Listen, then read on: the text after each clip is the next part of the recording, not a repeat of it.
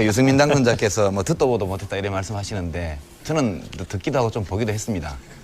내가 이렇게 듣고 있으면 나는 전문가는 아니지만 지금 제대로 얘기하고 있다 아니다 이거 정도는 알거든. 유승민 내가 2004년도에 당선인 시절에 딱 TV 토론 별풍 토론 나갔는데 그때 뭐 담병호 의원이 그때 아니 그냥 건설노동자 하던 사람이 국회의원 됐는데 이제 좌파 경제학을 좀 습득했을 거 아니야.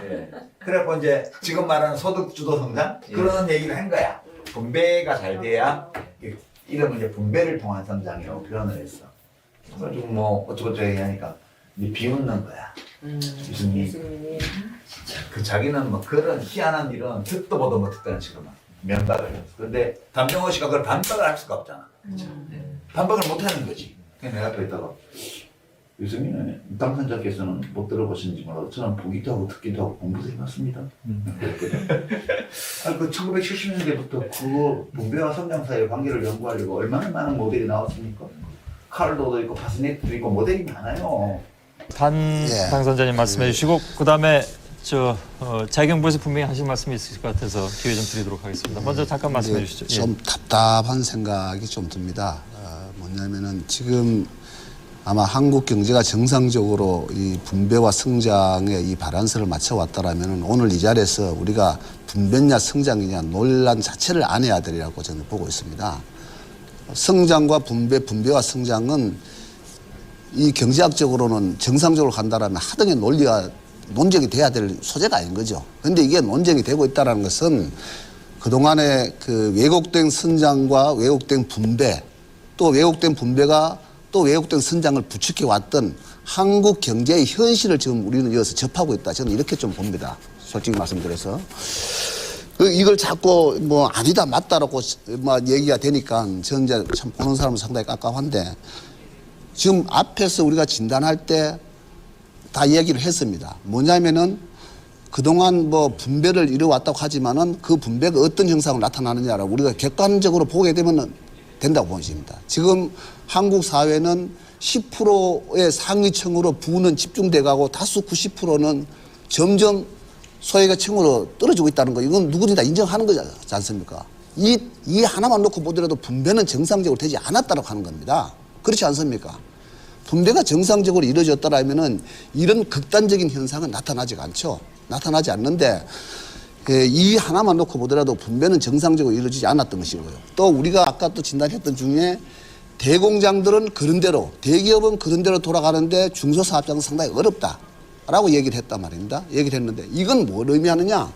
중소사업장들이 그동안 열심히 활동을 해서 그 이유는 사실상 대공장으로 다 대기업으로 다 집중돼 갔던 현상을 우리는 지금 보고 있다는 것이거든요. 이것이 왜 우리가 지금 현재 한국 경제가 왜곡되어 왔지 않았고 또 이 성장 과정 속에서 분배가 왜곡되지 않았다고 얘기할 수 있느냐 하는 얘기입니다. 이제야말로 성장 위주의 또 잘못된 이런 분배 구조 위주로 이제 갈 것이 아니라 이제야말로 정말 분배를 통한 성장이라고 하는 이 새로운 패러다임으로 가지 않으면 저는 한국 경제 정말 어려울 수도 있겠다 이렇게 보여집니다. 그동안 성장 위주 정책 쭉 왔지 않습니까?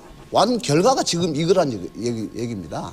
이거를 자꾸 부정하고 알겠습니다. 얘기를 하면은 좀 곤란한 거 아니냐 이렇게 좀 보여집니다. 반론이 있으신 것 같으니까 유승민 당선자 말씀 듣고 박 차관보님 조금만 좀 기다려 주시죠. 간단하게 말씀드리겠습니다.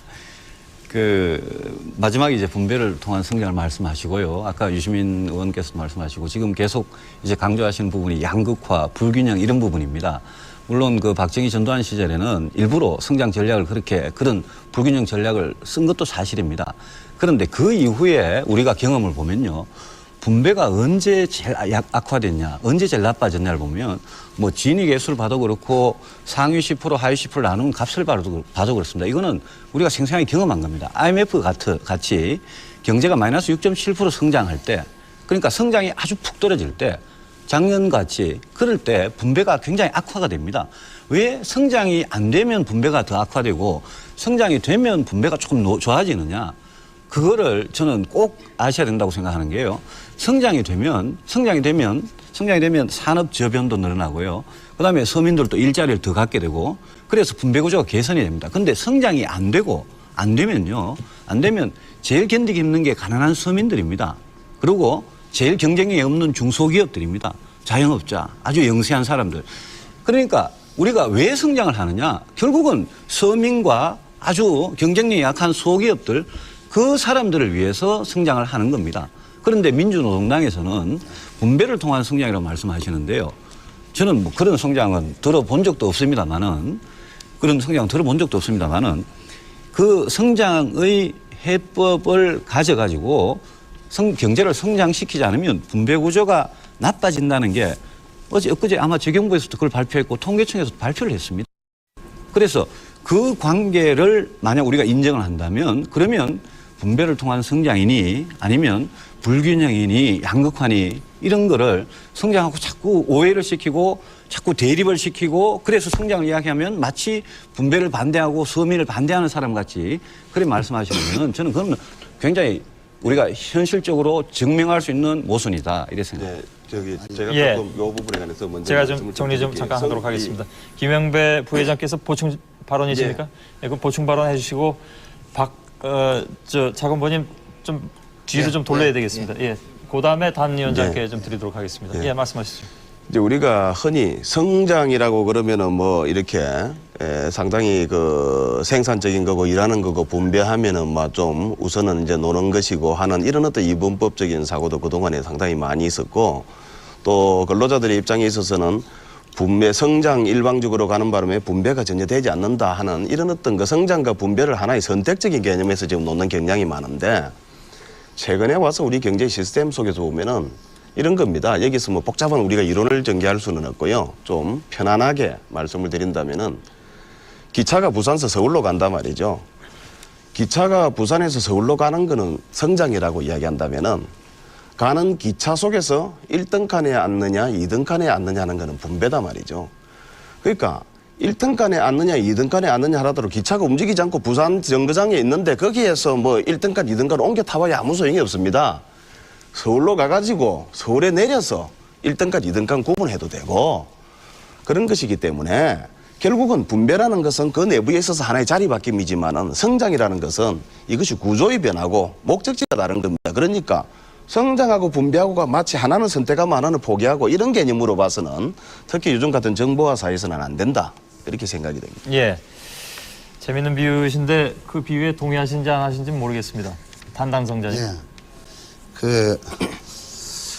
우리 한나라에서 나온 의원님께서 이 의원님께서 그 민주노동당에서 얘기하는 그 분배를 통한 성장이라는 건 듣도 보도 못했다고 하셨는데 못 들어봤으니까 한번 해봅시다.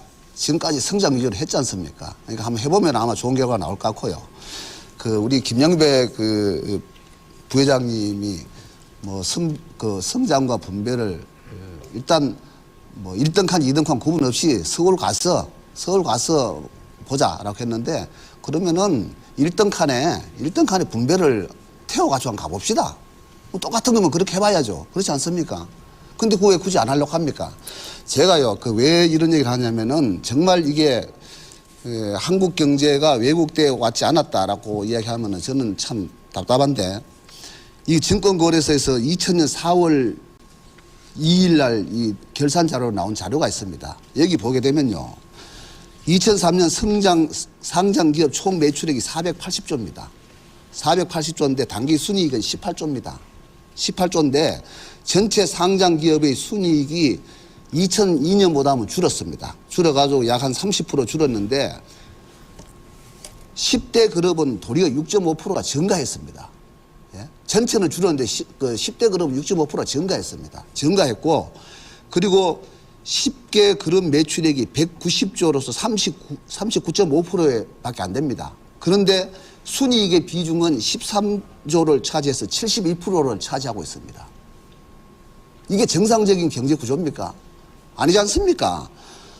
이처럼 실제 중소사업장 다수가 엄청나게 모든 경제활동을 하지만은 실질적인 거기서 창출되는 어떤 이유는 대기업으로 이전되고 있다는 그 객관적인 지표로 나타나고 있는 거란 말이죠. 이건 뭘 의미하냐면, 잠깐만요. 이건 뭘 의미하냐면은 결국 절대 다수에 있는 중소사업장의 경영 악화뿐만 아니라 거기에 속해 있는 전체 노동자들에서는 분배 구조의 악화 현상을 그대로 강제받을 수밖에 없다는 겁니다.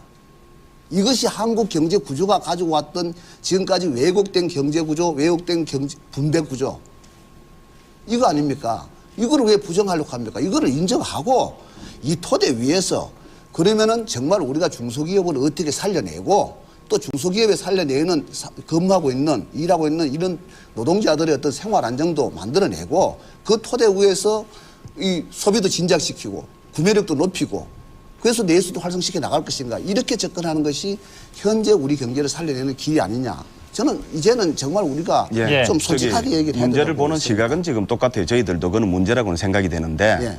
방법상 조금 이제 차이가 있는 것이 말이죠. 지금 그 상위 10개 기업이 상장 기업 순이익의 절반을 갖다가 다 가져가서 대단히 문제다. 이게 전부 다 중소기업을 빨아가지고 위에서 전부 다 이익을 갖다가 챙기는 거 아니냐라는 이 시각으로 결론을 봐버리면 이거는 굉장한 비약입니다. 왜냐하면 지금 현재 우리 그 연간 석유 사오려면은 230억 달러의 석유를 사와야 됩니다. 그 상위 기업들이 그나마 잘해가지고 외화를 벌어졌기 때문에 지금 우리가 지금 외환을 가지고 있고 그나마 석유를 사오는 겁니다. 그러니까 이것을 학교에서 이런 거하고 똑같아요. 한 반이 있는데 1등부터 5등까지 아주 성적이 좋습니다. 그리고 밑에는 성적이 형편없어요. 그걸 가지고 성적이 안 좋은 사람들을 우리가 공부를 학생들이 열심히 하도록 만들어주는 거하고 거꾸로 그게 아니고 아주 성적이 좋은 위에 5명 보고 너희들 왜 너희만 공부 잘하느냐라고 이야기하는 거하고 이게 좀 똑같은 이야기거든요. 그래서 지금 그건 대단히 잘못된 생각이고 특히 그 우리 상위 지금 현재 우리 근로자들 그 소기업과 대기업 간의 임금 격차를 보면은 지금 과거에 그 한 1.5배 정도 격차가 나던 게 지금 정확하게 2배 격차가 납니다. 대기업 근로자들이 30인 미만 중소기업 근로자들에 비해서 지금 임금이 지금 2배로 지금 더 차이가 늘어났어요. 이 대기업들은 이 대기업 근로자들의 임금이 중소기업 사장들 임금보다 더 많습니다. 그러다 보니까 이 대기업들이 지금 이제 굉장히 중소기업의 하청 단가나 이런 데 대해서 지금 굉장히 좀 수월하게 어느 정도 여유를 갖다가 주지 못하는 예. 이런 여러 가지 현상들도 우리가 같이 좀 참조를 해야 된다고 생각이 됩니다. 예, 알겠습니다. 자, 반론 말씀해 주세요. 제가 좀 예, 유 의원께서 말씀해 제가 주시죠. 뭐 꼭 연대하려는 건 아닌데요. 아까 유승민 당선자께서 뭐 듣도 보도 못했다 이런 말씀하시는데 저는 듣기도 하고 좀 보기도 했습니다. 지금 단병호 당선자께서 하신 분배를 통한 성장이라는 것은 1970년대, 80년대에 유럽의 삼인주의 정당 경제 전문가들이 많이 썼던 논리입니다. 전혀 듣도 보도 못한 것은 아니고요. 또 이론적으로도 네오케인지안들, 신케인즈주의자들 쪽에서 이 모델을 많이 연구를 했습니다. 그래서 제가 알고 있는 학술적 결론은 뭐냐 하면 특정한 국면, 특정한 조건에서는 이렇게 분배를 통한 성장이 가능하다는 겁니다. 근데 일반적인 조건에서는 이건 잘 안 맞는다는 거죠. 그래서 얼마 전까지 몇 년 전에 독일 연방정부의 재무장관 하던 오스카 라퐁테인이 바로 이런 네오케인지안이고 이런 주장을 했던 분 아닙니까? 지금 그만뒀지만. 그래서 전혀 없는 논리는 아니고요. 다만 이 논리를 지금 이 한국 경제의 상황에서 적용할 수 있느냐. 이제 그 점에 관해서 확신이 없는 것이죠. 저도 그 이론과 이런 것들을 알고 있지만 지금 이 모델을 여기에 적용하기에 우리가 지금 맞고 있는 이 상황, 이 위기 상황, 혹은 위기적 상황의 그 원인이 과연 그것이 유일한 것이거나 혹은 그것이 가장 중요한 것이냐에 대해서 저도 확신이 안 들기 때문에 저는 그런 주장을 안 하는 것이거든요. 이제 그 점에 대해서 너무 좀 이런 건 듣도 보도 못했다 이래 하시는 건 좀 지나치신 것 같고요. 그 다음에 이제 참여정부의 어떤 대책이 뭐냐 이렇게 이제 말씀을 하시는데 지금 정부에서는 이제 일단 중장기적인 어떤 근본 대책은 역시 혁신주도형 성장 이거에 대해서는 기업 쪽에서도 아마 굉장히 반기는 것으로 저는 알고 있습니다. 기본적으로 혁신주도형으로 가야 된다는 건 기본이고요. 다만 지금 국면에서 결국 경제를 활성화시켜야만 아까 말씀하신 것처럼 일자리도 많이 생기고 분배 상태도 호전되게 돼 있습니다. 우리가 1987년 노동자 대투쟁 이후에 90대 중반까지 진위계수나 이런 각종 지표로 나타난 분배 상태의 호전이 두드러졌거든요. 그러고 나서 외환위기 터지면서 급전직하 이제 상황이 나빠졌는데 다시 기본적으로 경제를 살려야만 그 다음에 분배를 호전시킬 수 있는 것은 분명한 사실이라고 저는 생각을 합니다. 그래서 이 시점에서는 조금 더 구체적으로 그러면 기업의 이 투자를 활성화시키고 특히 투자 여력을 가지고 있는 대기업들 사내 유보를 많이 갖고 있지 않습니까? 그걸 자꾸 빚 갚는 데 쓰고 있는데 그러지 말고 좀 투자해서 고용도 창출할 수 있도록 하려면 뭘 해줘야 되냐 정부에서 이런 거 좀 구체적으로 말씀하시고 동시에 그 민간 가계의 소비 능력이 이렇게 취약해가지고는 어렵습니다. 그래서 지금 뱃뱅크니 뭐니 해서 여러 가지로 신용불량자 문제를 해결하거나 완화하거나 이렇게 한 대책들이 나오고 있거든요. 그래서 민간 가계의 소비 능력 혹은 구매 능력을 증대시키는 노력도 이걸 분배로 몰지 말고 저는 좀 받아주셨으면 좋겠고요. 협조 좀 하고 동시에 지금 투자 여력이 있는 기업들의 설비 투자, 신규 투자를 활성화시키기 위한 어떤 구체적 제안을 정부에게 하고 정부가 그것을 같이 상의하는 이런 쪽으로 간다면 그렇게 큰 논란 없이 우리가 해법을 찾을 수 있지 않을까. 알겠습니다. 이런 건의를 좀 드립니다. 예, 야당과 제게. 그 얘기 조금 여기서 좀 정리를 했으면 좋겠는데요. 다만 제가 박병원 차관보께 아직 발언 기회를 못 드리고 있는데 아까 타이밍을 잠시 놓치시는 바람에 지금 그렇다고 논의를 되돌리긴 좀 그렇고요. 예, 뭐다 지나가 버려가지고 무슨 얘기하냐면 참여정부 1년 동안 경제정책이 없었다. 예. 라고 말씀하신 그 부분만 부분에 제가 대해서 말씀을 반론을 드리겠습니다. 말씀하셔야 되는데 예. 지금 놓쳤거든요. 논의를 되돌리기는 뭐하고요. 제가 대신 이런 질문 좀 드렸으면 좋겠습니다. 섞어서 답변하셔도 상관이 없는데요. 지금 참여정부가 이제 경제성장하고 소득분배 선순환을 계속해서 강조해 오지 않았습니까? 그건 틀림없는 사실이죠. 근데 그러다 보니까 재계 입장에서는 정부가 좀 불안해 보이는 측면이 있었고 또 노동계 입장에서는 뭔가 좀 양이 안 차는 그런 결과를 가져온 게 아니냐. 결국은 양쪽에서 다 좀 불안해 보이고 양이 안 차고 이런 결과만 가져오고 실질적으로 이렇게 내놓은 것이 없지 않느냐. 아마 그런 차원에서 유승민 당선자가 그런 얘기를 했을지도 모르겠다고 저는 생각하는데 어떻게 생각하시는지요? 그 참여정부가 분배와 성장의 선순환을 모토로 내세우고 출발한 건 틀림없습니다. 그리고 처음에 이제 의욕적으로 분배 개선에 좀 더 무게를 두어보겠다라고 시작을 했는데 불행하게도 참여정부 출범할 때 상황이 너무 나빴어요. 그러니까 경제가 정상적으로 성장을 하면은 그 기회에 분배에 좀 더 역점을 두겠다 이렇게 생각을 했던 것인데 이 참여정부 출범이 바로 그 미 이라크 전쟁하고 맞아떨어진 데다가 그 이후에 북핵 문제라든지 사스라든지 하는 이런 외부적인 악재들이 끊임없이 이어졌고 또 국내적으로도 여러 가지 악재가 태풍이라든지 악재들이 많이 이어졌습니다. 그래서 성장률이 급격히 둔화되고 3% 수준으로 성장률이 떨어지니까 이런 상황이라면 이건 분배를 강조할 때가 아니고 결국은 성장을 하지 않고는 분배를 할 수단을 못 만들어내니까 그래서 다시 성장을 또 중시하고 그래서 제가 보기에도 분배를 통한 성장도 분명히 가능하고 또 성장을 통한 분배도 분명히 가능한데 상황에 따라서 어느 것이 지금 더 중점을 두어야 될 상황이냐 하는 그런 것이 차이가 날 수 있고요. 그래서 처음에 좀 분배에 역점을 뒀으면 하고 시작을 했는데 상황이 나빠져서 이건 우선 성장부터 해야 되겠다 하는 상황에 현재 봉착해 있다. 그렇게 말씀을 드릴 수가 있겠습니다. 그리고 역사적인 에비던스, 역사적인 증거를 보면 말이죠. 분명히 분배를 통한 성장보다는 성장을 통한 분배가 훨씬 더 쉽고 이펙티브하고 효과적이고 더 유효했다는 점도 같이 말씀을 드리고 싶습니다. 그리고 이러한 성장을 통한 분배 개선을 위해서 정부가 그 사이에 그러면 아무것도 안 했다. 그거는 정말 좀 섭섭한 말씀입니다. 작년 경제가 어려울수록 말이죠. 경제 담당하고 있는 정부 공무원들은 훨씬 더 악정고투하고 힘듭니다.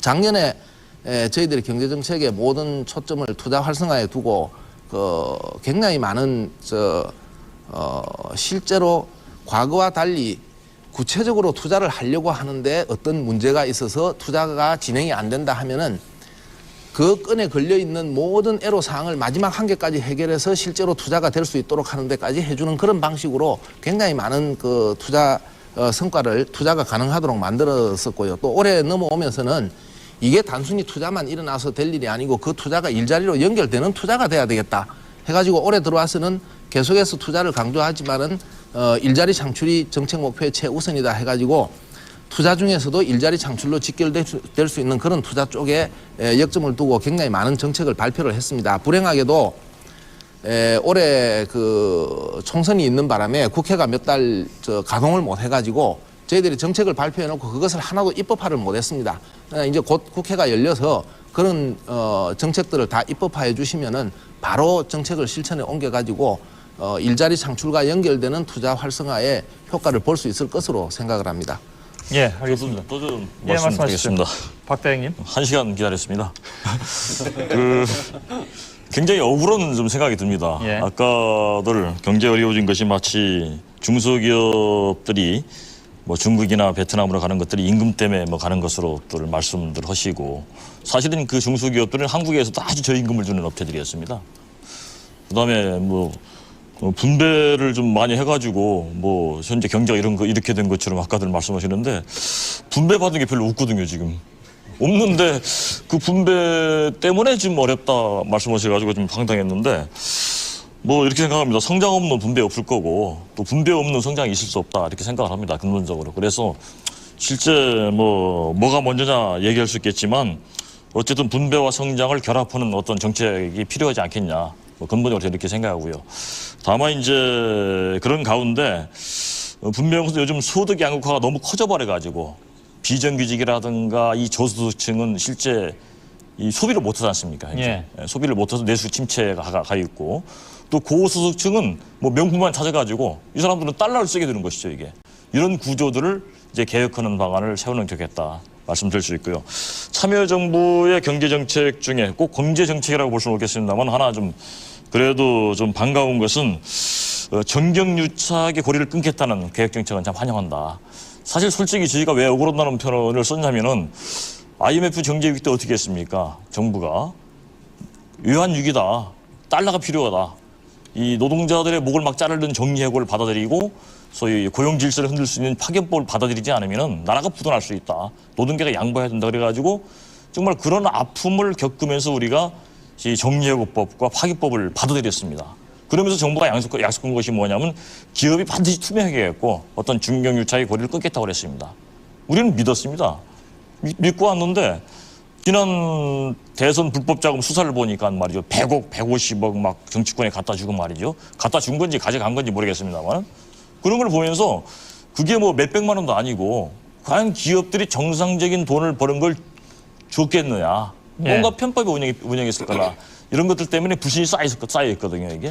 이런 상황인데 정말 이번 기회에 이 참여정부가 그런 소위 정경유착의 고리를 끊겠다는 그런 정책은 정말 우리로서는 환영하고 예, 알겠습니다. 정말 지금까지는 너무 그런 것들이 말로만 이어졌지 한 번도 실천적으로 보이지 않았는데 예. 정말 그런 것들이 이 노사정 경제주체 간의 신뢰를 깨트려버리고 오늘날 그러다 보니까 서로 이렇게 지금도 보면은 어떤 여야 정치 토론을 하는 것 같은 그런 토론이 되는 것 같습니다. 그래서 예. 가급적 알겠습니다. 오늘 귀한 토론 시간을 마련했는데 예. 좀 그야말로 이 서민 노동자들의 경제를 살릴 수 있는 그런 경제를 살릴 수 있는 예. 그런 토론이 됐으면 좋겠습니다. 알겠습니다. 1시간 만에 발언하셨다고 하는데 발언 기회를 신청하시면 5분 이내에 또 드리도록 하겠습니다. 알겠습니다. 예.